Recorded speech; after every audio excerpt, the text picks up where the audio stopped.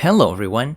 In today's video, we're gonna learn how to turn your original Nintendo 64 controller, like this one, into a Bluetooth controller that's fully compatible with the Nintendo Switch and the Nintendo 64 Online app. This controller is the Special Edition Transparent Green, and it's in perfect condition too. Additionally, I will make this mod without making any changes to the controller. This way, if I want, I can reverse the controller to the original state at any time.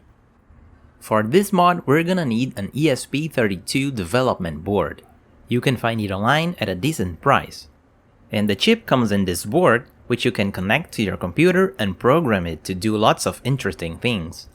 And I have restored the analog stick of this controller to perfect condition. You can buy the replacement parts at Kitschband website. With the stick restored, everything in this controller is in perfect condition. It even have the original stickers in the back. But since this is the first time that I'm doing this mod, I don't wanna risk damaging the board of this controller.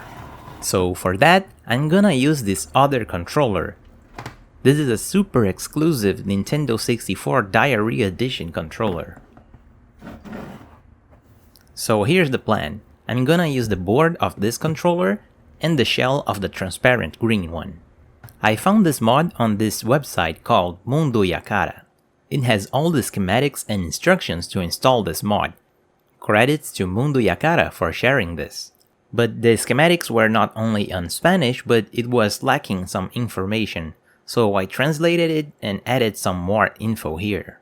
Basically, you're gonna take the ESP32 chip and solder it to the contact pads on the original controller board.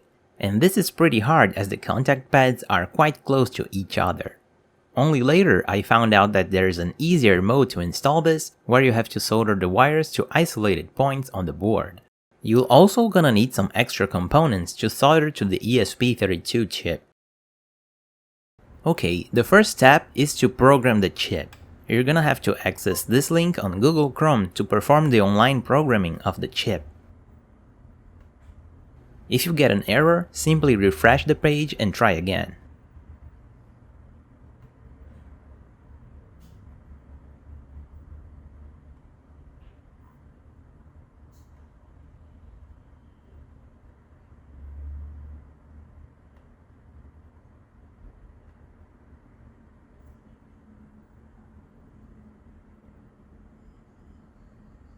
And if you get this other error, you just need to hold the boot button before clicking install.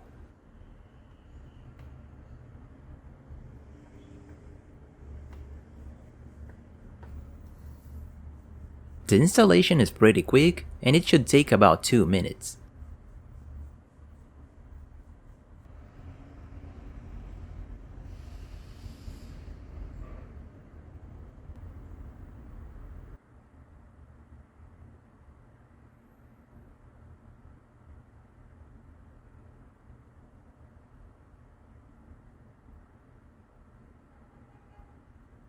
When the installation is complete, you can reconnect the chip and click on Console this time.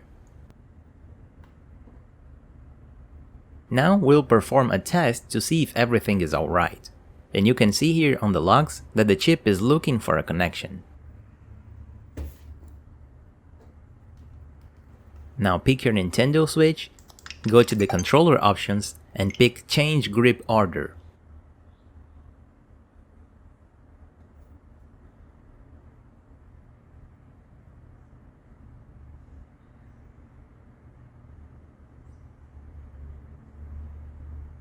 If the chip is struggling to connect, simply press the reset button.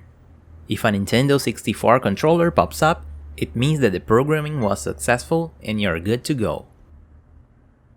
Now this chip is too big to fit inside the controller, so we'll have to reduce it. Actually, the ESP32 is only this small part. All of the rest of the board is just for programming and to have easy access to all of the other points. For this board, you're gonna have to desolder this chip. And for that, you can use different methods. You can use a hot air station, some low melt solder, a heat gun, or you can already buy a standalone version of the ESP32 and this special test board which allows you to program the chip without soldering it at all. So I added some flux to the chip, and I'm gonna put some Kapton tape to protect the rest of the board. You must use Kapton tape because this tape is heat resistant, and it will not only protect the other components, but it also will not melt and damage the other parts. Now we have the chip isolated and ready to be removed. For this, I'm gonna use this heat gun.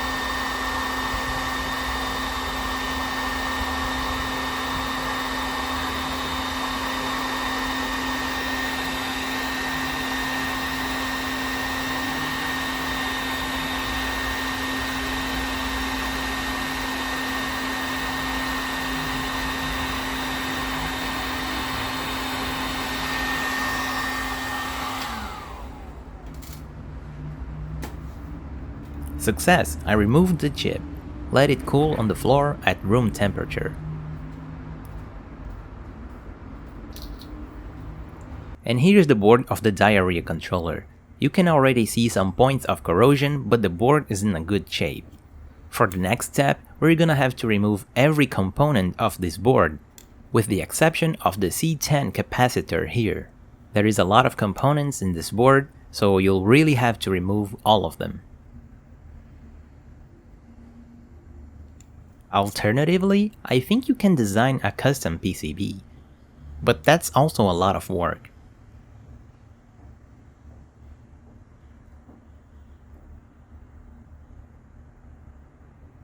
And here's the board after I removed everything. I left the heat gun for too long in the center, and that formed those small bubbles, but the board is working alright.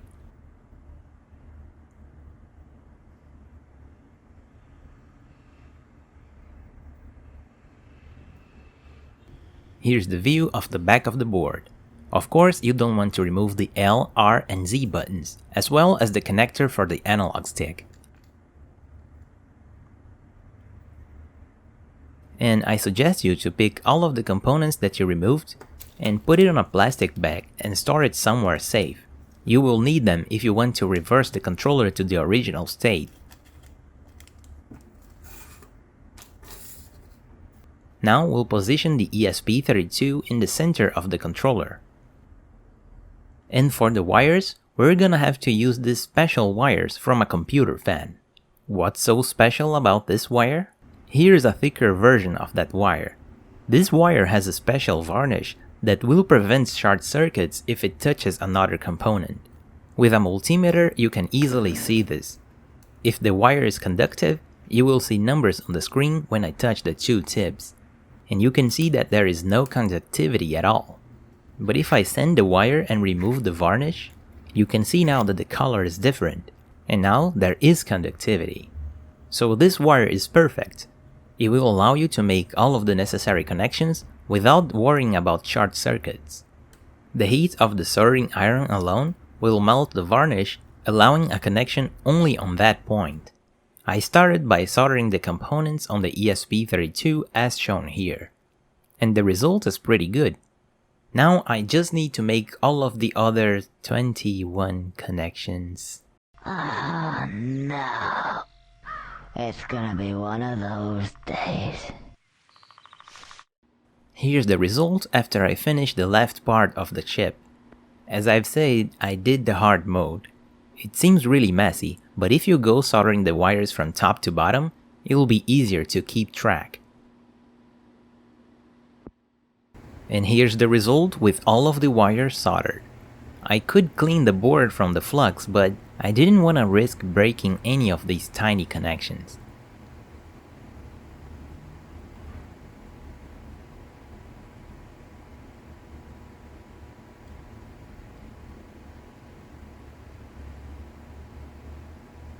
And I also used the holes of the board to solder the LED on the top. Now we'll need a rechargeable battery to power our controller. And that was pretty easy. Here's the TP4056 module and a 180 mAh battery that I took from a broken device. I made the connections to power the module, and on the back, I used the hole for the transfer pack to put the battery and a switch.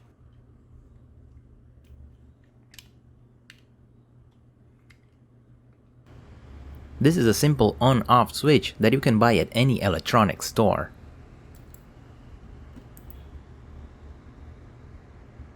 Also, I put the USB Type-C port on the hole for the eject lever.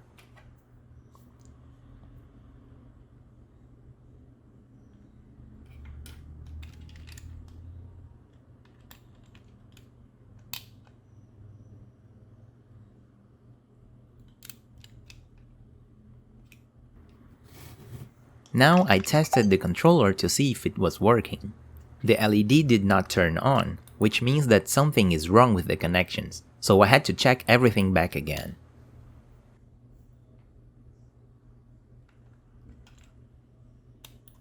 This time we got a response. And it works. Now we just need to close and reassemble the controller. I held everything in place with some double-sided tape. The battery is in a safe position, and the switch and charging module are very solid. The LED was a little bit too big to fit on the cord hole, but since the controller is transparent, we can see it through the shell. And if the shell wasn't transparent, you could also see the LED through the hole.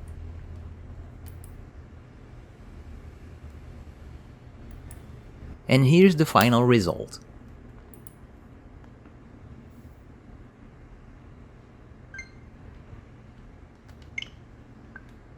The controller is working perfectly, just like the original N64 online controller. The analog stick is a bit off-center, but after calibrating it, it worked fine.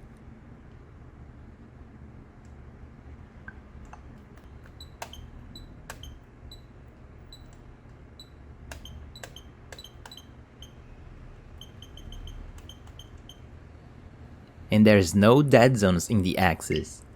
The buttons are the same as the original Switch Online controller. And to access ZR, which is the menu for the Switch Online app, you must hold R and press Start. The Start button alone is the plus button, and by holding L and Start, it will bring up the Home menu.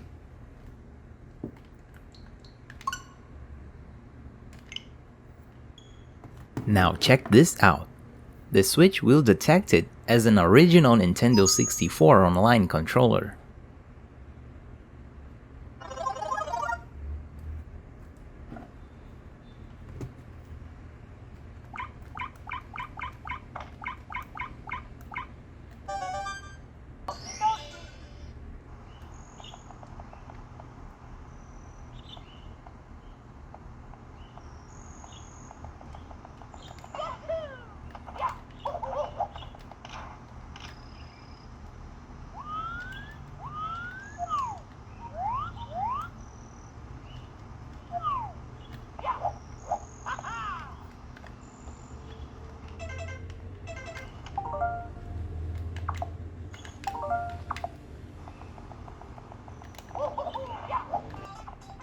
The precision though is not as perfect as the original Nintendo 64 controller, but this is a problem of the Switch Online app and not of the controller.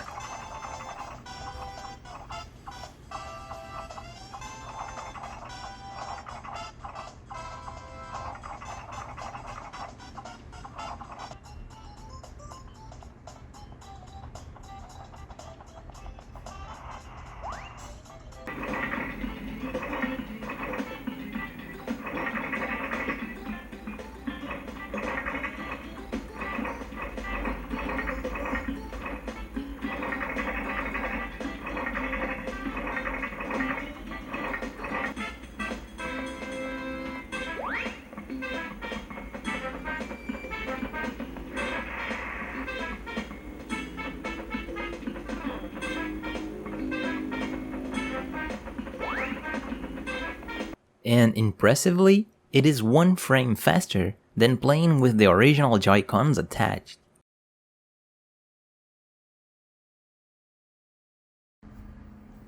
And that's not all. By holding down L, R, and Start, it will change modes from Switch Online to Blueretro.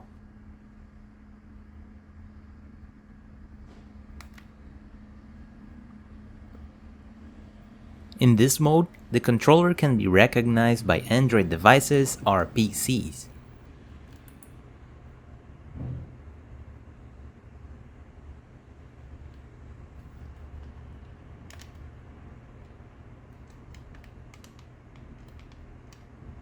Split up and take it to him.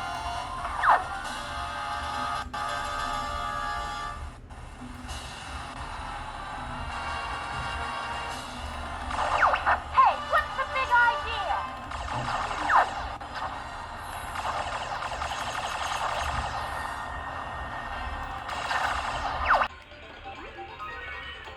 Is installed with the 180 mAh battery, you can get around 1 hour of gameplay.